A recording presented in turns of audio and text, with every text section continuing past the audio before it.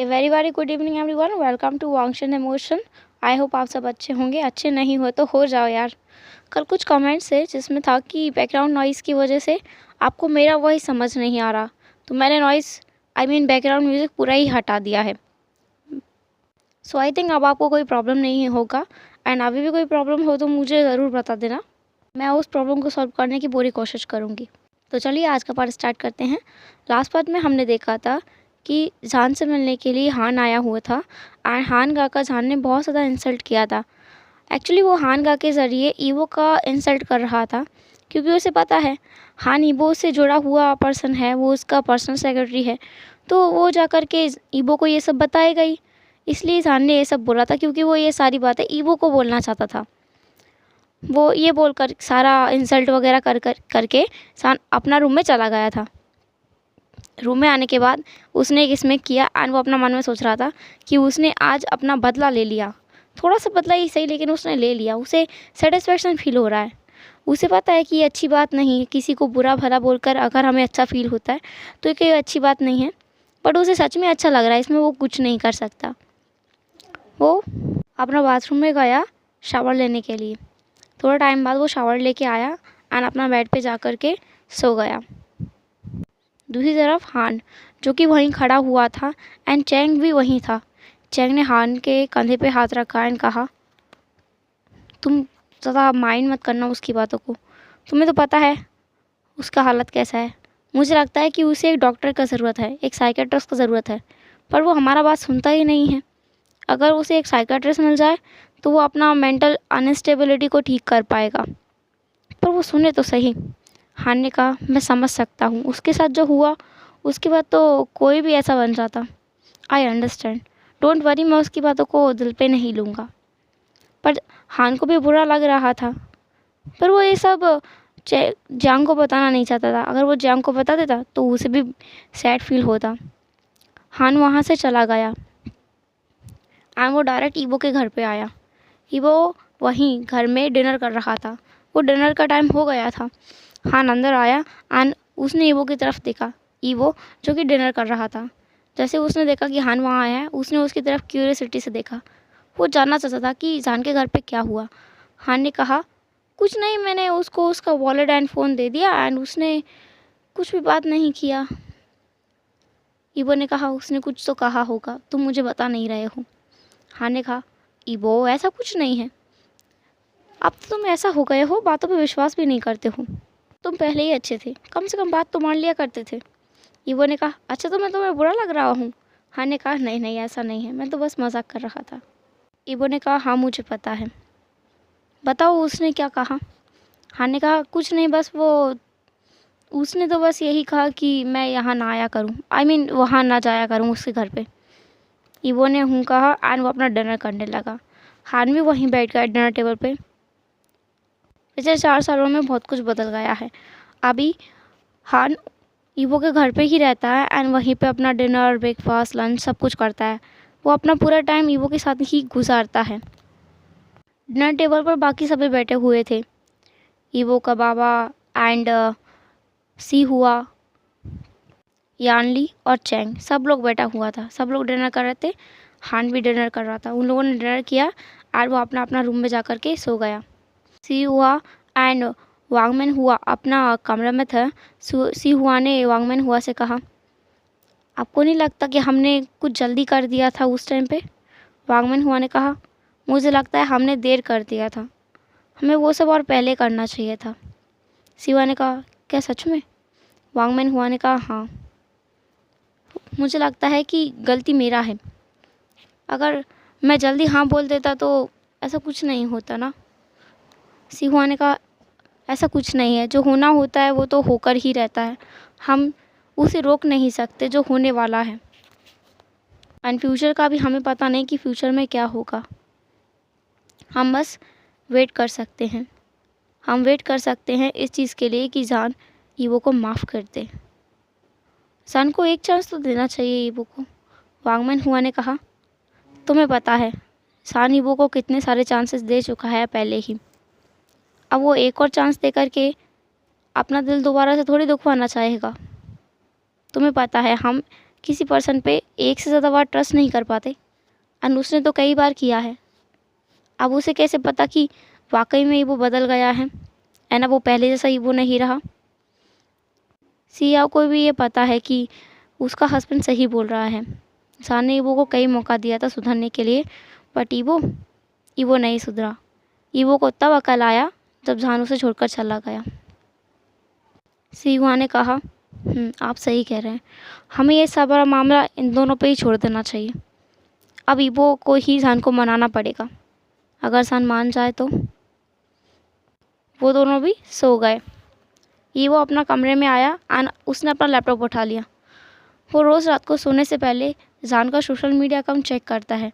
जितने भी जान पोस्ट डालता है वो उसको लाइक करता है एंड कमेंट भी करता है, और जान एक का भी रिप्लाई नहीं करता। वो ईवो का कमेंट्स को देखता भी नहीं है। ऐसा नहीं है कि जान देखता नहीं है, जान देखता है, पर वो रिस्पॉन्स नहीं करता कोई भी। ईवो ने जान को हर एक सोशल मीडिया प्लेटफॉर्म पे फॉलो कर रखा है। वो जान का जितना वीडियोस अपलोड होता है, फ़ोटोज़ आता है, एंड वो जान कहाँ जा रहा है, क्या कर रहा है, सब कुछ का डिटेल रखता है।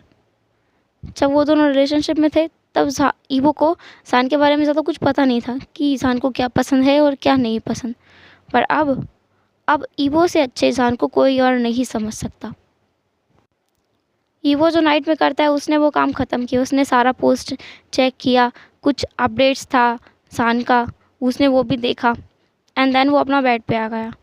वो अपना मन में सोच रहा था, हान ने उससे झूठ बोला है, जान ने पक्का ईवो के बारे में कुछ ना कुछ बुरा तो कहा होगा, एंड उसने हान के बारे में भी बुरा कहा होगा। इतना तो ईवो जान को समझता है। उसने एक पेनफुल स्माइल किया एंड खुद से ही कहा, मुझे बहुत मेहनत करना पड़ेगा दोबारा मेरा जान को वापस पाने के लिए। थोड़ी देर बाद वो भी सो गया। नेक्स्ट डे दोपहर के 11:30 हो रहे हैं एंड इस टाइम पे जान की गाड़ी कहीं जाने के लिए तैयार है। जान उसमें बैठा है एंड अपना लैपटॉप पे वर्क कर रहा है।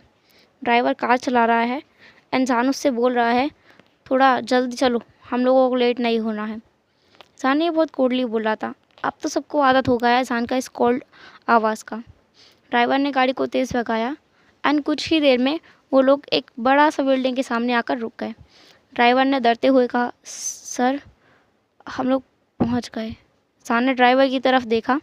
वो थोड़ा गुस्सा लग रहा था।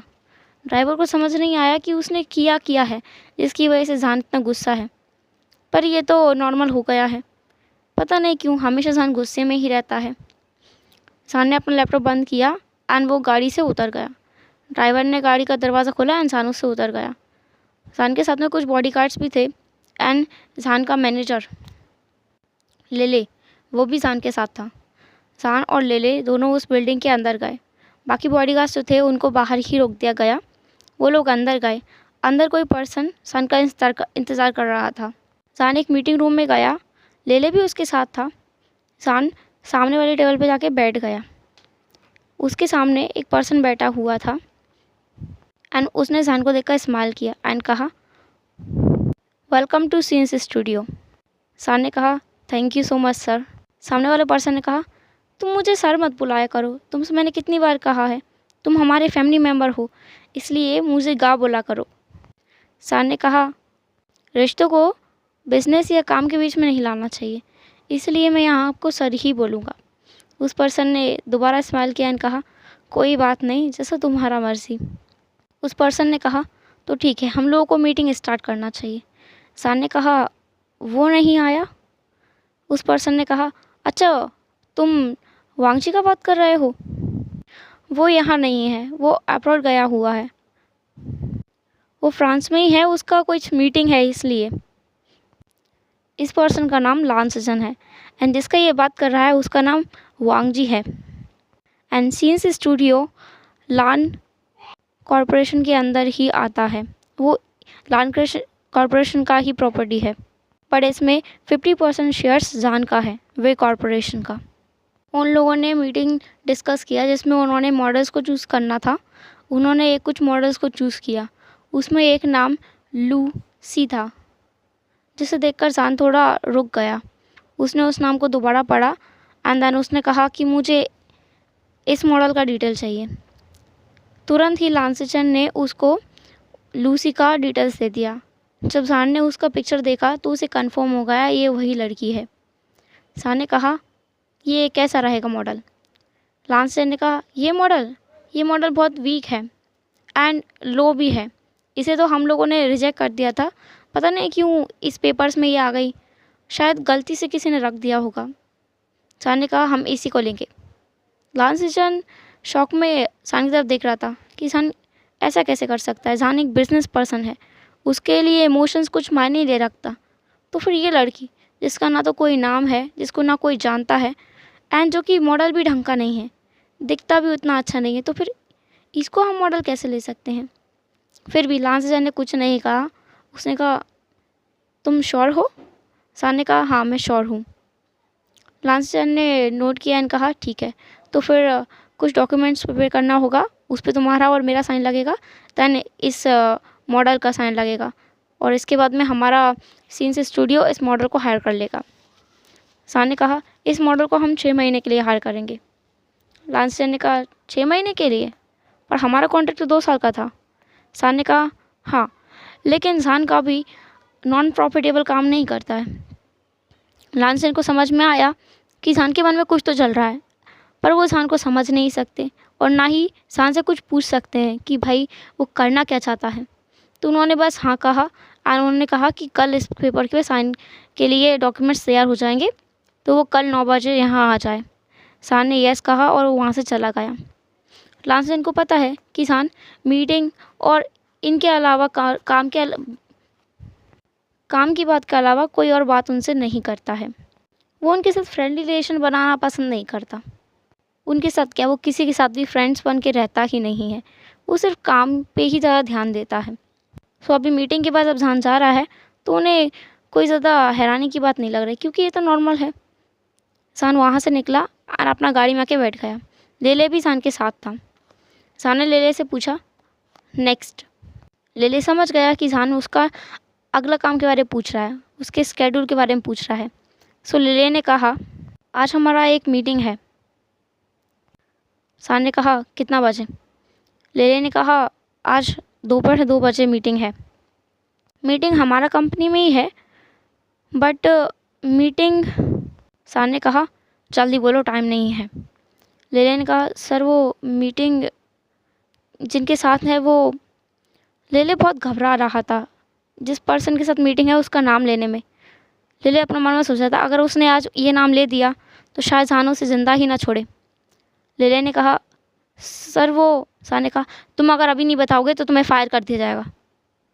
अब लेले कुछ नहीं कर सकता, उसे बोलना ही पड़ेगा। तो उसने एक लंबा सांस लिया एंड कहा सर वो वांग कॉर्पोरेशन के साथ है, मिस्टर वांग यीवो के साथ।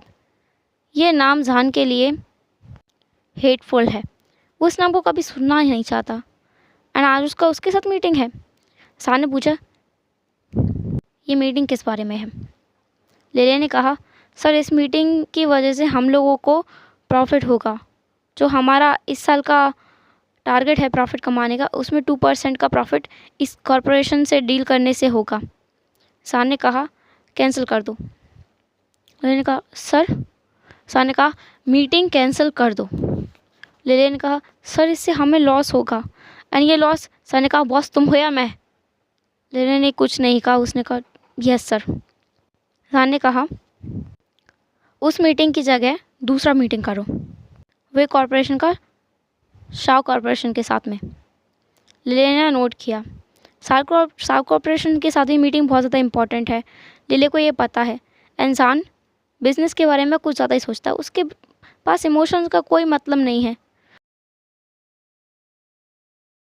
अब बे कॉरपोरेशन में सान अपना मीटिंग रूम में था एंड लेले उसके पास आया डोर को नॉक करके। लेले ने कहा सर 2 बजे वाला मीटिंग कैंसिल हो गया है वांग कॉरपोरेशन के साथ एंड शाओ कॉरपोरेशन के साथ मीटिंग को फिक्स कर दिया गया है, वो मीटिंग 2:30 पे है। सान ने कहा ठीक है। सान ने कहा वैनिंग को बुला दो। वैनिंग जो कि सान का सेकंड मैनेजर है और वैनिंग सान का बहुत सारा काम देखता है एंड वो एक ट्रस्टेबल पर्सन भी है। सान उसके ऊपर बहुत सारा ट्रस्ट करता है। थोड़ी देर बाद उस रूम पे लॉक हुआ। सान ने कहा अंदर आ जाओ। वैनिंग अंदर आया। सान ने कहा बैठो। वैनिंग जान के सामने आकर बैठ गया। जान ने कहा आज वांग कॉरपोरेशन के साथ मीटिंग था 2 बजे। उसे कैंसिल करने का मैंने सोचा था, पर आप कैंसिल नहीं करेंगे। एक काम करना, 2 बजे तुम मीटिंग में चला जाना एंड कुछ भी बहाना बना देना कि मेरा दूसरा मीटिंग है शाओ कॉरपोरेशन के साथ में, एंड तुम सारा नोट्स प्रिपेयर कर लेना और मुझे दिखा देना। वैन ने कहा यस सर। सान ज़्यादातर मीटिंग्स वैनिंग को हाथ में थमा देता है, जो मीटिंग्स उसे अटेंड नहीं करना होता है। कुछ लोग कॉरपोरेशन जिनके साथ सान को लगता है कि उसका टाइम वेस्ट होगा, वो वैनिंग को भेज देता है। और वैनिंग को ये समझ नहीं आ रहा कि चाइना का सेकंड बेस्ट कंपनी का मीटिंग सान अटेंड करना नहीं चाहता। उसे पता है सान और ईवो के बीच में कुछ तो है, जिसकी वजह से सान ईवो से बिल्कुल बात नहीं करता है। वो वांग कॉरपोरेशन से दूरी बना के रखता है। बट सान एक बिजनेस पर्सन है, वो कभी अपना लॉस नहीं देख सकता। इसलिए उसने वैनिंग से कहा वांग कॉरपोरेशन के साथ मीटिंग में जाने के लिए। सान ने कहा एक काम करना, लिले से बोल देना वो मीटिंग जो कैंसिल की थी उसको रीशेड्यूल करे एंड उसी टाइम पे करे जिस टाइम पे मेरा शाओ कॉरपोरेशन के साथ मीटिंग है। वैनिंग ने नोट किया एंड वो वहाँ से चला गया। सान अपना पेपर वर्क में लग गया। उसके पास बहुत सारा फाइल्स था चेक करने के लिए। वो अपना फाइल चेक कर रहा था। लगभग आधा घंटा बाद सान की गेट पे नॉक हुआ। सान ने अपना घड़ी में देखा तो अभी 1:30 बज रहा था। उसने सोचा इतना टाइम पे कौन आएगा। उसने कहा कम इन। डोर पर से वेंचिंग अंदर आया। उसके हाथ में फूड ट्रे था। सान ने कहा फूड ट्रे। वेंचिंग ने कहा तुम अपना खाना हर बार स्किप कर देते हो। आई नो तुमने अपना मॉर्निंग में ब्रेकफास्ट स्किप किया है, तुमने ब्रंच भी नहीं किया है और ना ही लंच किया है अभी तक। सान ने कहा क्या फ़र्क पड़ता है। वैनचिंग ने कहा फ़र्क पड़ता है सान, अगर तुम खाना नहीं खाओगे तो तुम्हें लगता है तुम काम कर पाओगे। मुझे नहीं लगता, क्या पता तुम मीटिंग रूम में ही बेहोश हो जाओ। वैनचिंग सान का बहुत अच्छा दोस्त है। वैनचिंग सान को फ्रांस में मिला था जब वो पढ़ने के लिए गया था, और वहीं से वैनचिंग वेनिंग और जान का दोस्ती चालू हुआ था। एंड जब जान ने अपना खुद का बिजनेस स्टार्ट किया तो इन दोनों भाई बहनों ने उसका बहुत हेल्प किया। अभी वैनचिंग और जान बहुत अच्छा फ्रेंड्स हैं। एंड वैनचिंग को सान और ईवो के बारे में सब कुछ पता है। वैनचिंग ने फूड ट्रे को टेबल पर रखा एंड कहा पहले तुम लंच करो, उसके बाद में काम करना। सान ने कहा बस आखिरी फाइल है, इसके बाद मैं लंच करता हूँ। वैनचिंग जान के पास आई एंड उसने उस फाइल को लेकर के दूर रख दिया जान से टेबल पर एंड कहा पहले खाना खाओ, उसके बाद में काम कर लेना। सान ने कहा तुम मेरा बॉस हो या मैं तुम्हारा बॉस हूँ? तुम्हें मेरा कहना मानना चाहिए और तुम मेरे ऊपर हुक्म चला रही हो। वैनचिंग ने कहा बॉस? कौन बॉस? तुम मेरा कोई बॉस नहीं हो। उससे पहले हम दोनों फ्रेंड्स हैं, ठीक है? तो अब पहले खाना खाओ, वरना देख लेना तुम्हारा ये फाइल्स है ना बिल्कुल नहीं मिलेगा चेक करने के लिए, एंड मीटिंग्स भी कैंसिल हो जाएगा। सान ने वैनचिंग को इतना पावर दिया हुआ है कि वैनचिंग चाहे तो छुट्टी भी करा सकती है पूरा का पूरा वर्क कॉरपोरेशन का। हॉलीडे दे सकती है किसी को भी। उसके पास बहुत सारा पावर्स है। इंसान वैनचिंग का बात नहीं टालता है क्योंकि वो बहुत अच्छी दोस्त है। वैनचिंग ने जान का साथ तब दिया था जब जान को किसी के सपोर्ट की बहुत ज़्यादा ज़रूरत थी। वैनचिंग ने जान को इमोशनल सपोर्ट दिया है जब जान बिखरा हुआ था, टूटा हुआ था एंड खुद से हेट करता था। तब वैनचिंग ने उसे का सपोर्ट किया था, उसे एक सहारा दिया था। सान वैनचिंग का एहसान नहीं भूल सकता, वो उसके लिए ग्रेटिट्यूड रखता है एंड इसलिए वो वैनचिंग का बात मान लेता है। एंड वैनचिंग ने भी आज तक जब से सान उसका दोस्त बना है एक बार भी सान का फ़ायदा उठाने का बिल्कुल कोशिश नहीं किया कि वैनचिंग ने सोचा हो कि सान एक बड़ा बिजनेसमैन है तो क्यों ना उससे पैसे ले लिए जाएं। वैनचिंग उतना ही पैसा लेती है जो उसका सैलरी है, उससे ज़्यादा बिल्कुल भी नहीं, भले उसे कितना भी ज़रूरत क्यों ना हो। स्टार्टिंग में उनका सैलरी बहुत कम था, पर अब इतना है कि वो कुछ भी कर सकता है, उसका इतना सारा पैसा है बहुत। सान अपना टेबल से खड़ा हुआ एंड उस टेबल पर जाके बैठ गया जहाँ पर वैनचिंग ने फूड ट्रे रखा हुआ था। सान ने फूड को देखा एंड कहा सीरियसली वैनचिंग, अगर कुछ खाने के लिए लाना ही था तो कुछ अच्छा ले आती। ये क्या लेके आई हो तुम? सूप? लंच में सूप कौन पीता है? एंड ये क्या है? राइस? सीरियसली वेंचिंग, तुम कुछ भी ले आती, कुछ भी स्पाइसी सा फूड। वेंचिंग ने कहा, स्पाइसी खा खा के ही तो तुम्हारा दिमाग इतना गर्म हो गया है। प्लेन फूड खाओ, कुछ दिनों के लिए दिमाग ठंडा हो जाएगा। सान ने पाउट करते हुए कहा, वेंचिंग। वेंचिंग ने कहा, अगर कोई तुम्हें इस हालत में देख लेगा ना कि तुम भी पाउट करते हो, वो बेहोशी हो जाएगा। सान, तुम खाना खा लो पहले, फिर हम लोग बातें करेंगे। सान ने कहा, बात करने का टाइम है? तो वेंचिंग ने कहा, तो क्या इतना रूठने का टाइम है? अब सान के पास कुछ शब्द नहीं है, वो क्या कहे, क्योंकि वेंचिंग उसके पास हर एक सवाल का जवाब है। वो वेंचिंग से जीत नहीं सकता। सो उसने सूप का बॉल उठाया एंड वो सूप पीने लगा। जब सान सूप पी रहा था, वेंचिंग सान को ही देख रही थी। सान ने वेंचिंग की तरफ देखा एंड कहा, तुम मुझे ऐसे क्यों घूरती रहती हो? जब भी हम मिलते हैं तुम ऐसे ही मुझे घूरती रहती हो। वेंचिंग ने कहा, क्योंकि तुम हो ही इतने अच्छे, तुमसे किसी की नज़र ही नहीं हटे। सान को खांसी आ गई इस बात से। सान ने कहा, क्या? वेंचिंग ने कहा, मेरा मतलब है कि इतना खतरनाक चेहरा है, अगर तुमसे कोई ध्यान हटा ले तो उसे ऐसा लगेगा कि तुम उसको आकर के खा ही जाओगे, इसलिए कोई तुमसे आंखें नहीं हटा पाता। और ऐसा ही मेरा है, मैं पुअर गर्ल, तुमसे डर लगता है सान। सान ने कहा, वॉट एवर, एंड उसने अपना लंच फिनिश किया। देन वेंचिंग फूड ट्रे लेकर के रूम से चला गया। सान का कैबिन से चला गया। एंड सान आगे ना करके अपना फाइल वर्क करने लगा। लगभग आधा घंटा बाद सान का कैबिन पे नॉक हुआ एंड सान ने कहा, कम इन। लेले और वैन ने दोनों अंदर आए एंड दोनों ने सान की तरफ देखा एंड सान को भी समझ आ रहा है कि वो लोग कुछ बोलना चाहते हैं। तो उसने कहा, हाँ बोलो। लेले ने कहा, सर वो शाह कॉरपोरेशन ने मीटिंग के लिए मना कर दिया है, उनके पास अभी स्केड्यूल फ्री नहीं है। सो एंड वैन ने कहा, एंड वांग कॉरपोरेशन के साथ मीटिंग फिक्स हो गया है एंड मीटिंग में वांगीबो नहीं आने वाला, वो उसका ब्रदर आएगा, वांगीबो को कुछ काम है इसलिए। सान ने कहा, वांगीबो? वैनिंग ने अपने आप को करेक्ट करते हुए कहा, मिस्टर वांग। सान ने कुछ नहीं कहा, बस उसने खड़ा हुआ एंड कहा, ठीक है तो मैं मीटिंग अटेंड करूँगा। वो तीनों मीटिंग रूम की तरफ चला गया। मीटिंग रूम में आने के बाद सान ने देखा कि वहाँ पे सच में ईबो नहीं है। उसको थोड़ा रिलैक्स फील हुआ। वो अपना चेयर पे जाके बैठ गया। वहाँ पे चैंग था, जो कि ईबो का ब्रदर है। चैंग ने अपना प्रेजेंटेशन स्टार्ट किया। चैंग बहुत सीरियस नज़र आ रहा था। सान चैंग को देख रहा था एंड अपना मन में सोच रहा था, ये बच्चा भी कितना बड़ा हो गया है, ये एज में मुझसे छोटा है, आई नो। एंड जब मैंने इसको देखा था तब ये कितना नॉटी हुआ करता था, अब ये मेरी तरह सीरियस हो गया है।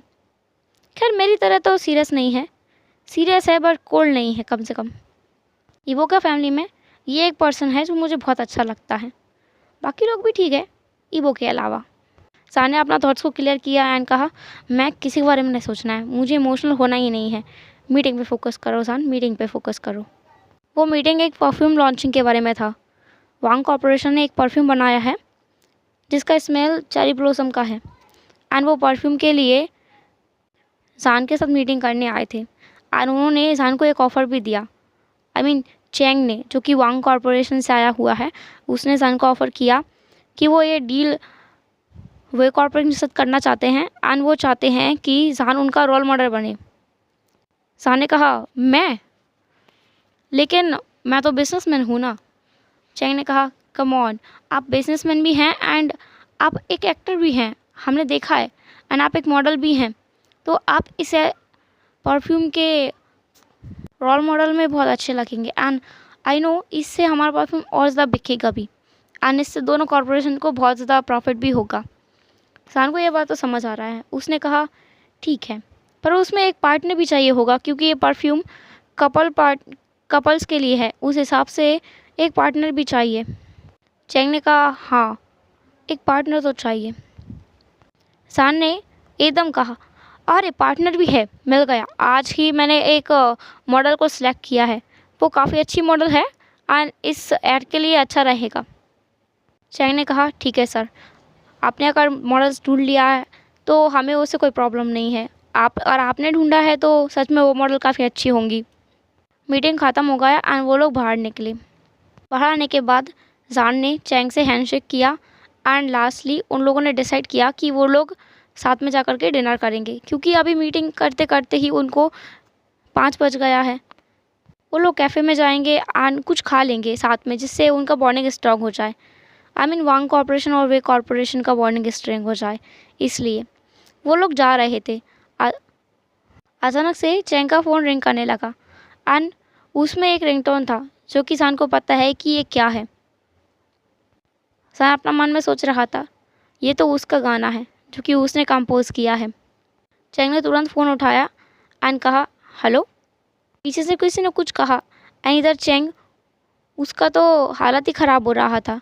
सान देख सकता था कि चैंग बहुत ज़्यादा घबराया हुआ है एंड वो किसी से बोल रहा है किस हॉस्पिटल में। किसी ने कुछ कहा एंड उसने फ़ोन रख दिया। सान चैंग की तरफ देख रहा था। चैंग ने सान की तरफ देखा एंड कहा I am so sorry sir, but अभी मुझे जाना होगा। सान ने कहा हुआ क्या है? चैंग ने कहा एक्चुअली एक्सीडेंट हो गया है। सान ने कहा एक्सीडेंट? चैंग ने कहा हाँ, और मुझे अभी के अभी हॉस्पिटल जाना पड़ेगा। सान ने कहा आप किस हॉस्पिटल जा रहे हैं? East Shanghai hospital. एंड इतना बोल करके चैंग वहाँ से दौड़ते हुए निकल गया। सान को बहुत घबराहट हो रहा है। सान सोच रहा था किसका एक्सीडेंट हो गया है, क्या ये वांग फैमिली का कोई मेंबर है? उसका हाथ स्वेटी हो रहा था। उसका मन था कि वो चला जाए। उसका दिल बोल रहा था कि सान तुम्हें जाना चाहिए, तुम्हारा दुश्मनी ईबो से है, पर इसका मतलब ये थोड़ी है कि हम किसी को उस टाइम पे अकेला छोड़ दें जब उसको ज़रूरत हो किसी का, तो जाना चाहिए। एंड दिमाग बोल रहा था कि सान को इमोशनल नहीं होना चाहिए। यही टाइम है सान को अपना इमोशंस पे कंट्रोल करना सीखना चाहिए एंड उसे नहीं जाना चाहिए। हेलो एवरीवन, तो कैसा लगा आज का पार्ट आपको? जैसा लगा हो मुझे कमेंट में ज़रूर बताना। एंड क्या लगता है आपको कि किसका एक्सीडेंट हुआ है? क्या किसी का एक्सीडेंट हुआ है? हमें तो ये भी नहीं पता, बस हमें ये पता है कोई हॉस्पिटल में है। क्यों है ये भी नहीं पता। एंड क्या जान जाएगा वहाँ पे? चलिए देखते हैं कल के पार्ट में। तब तक के लिए टेक केयर, बाय बाय। फिर मिलेंगे नेक्स्ट पार्ट में।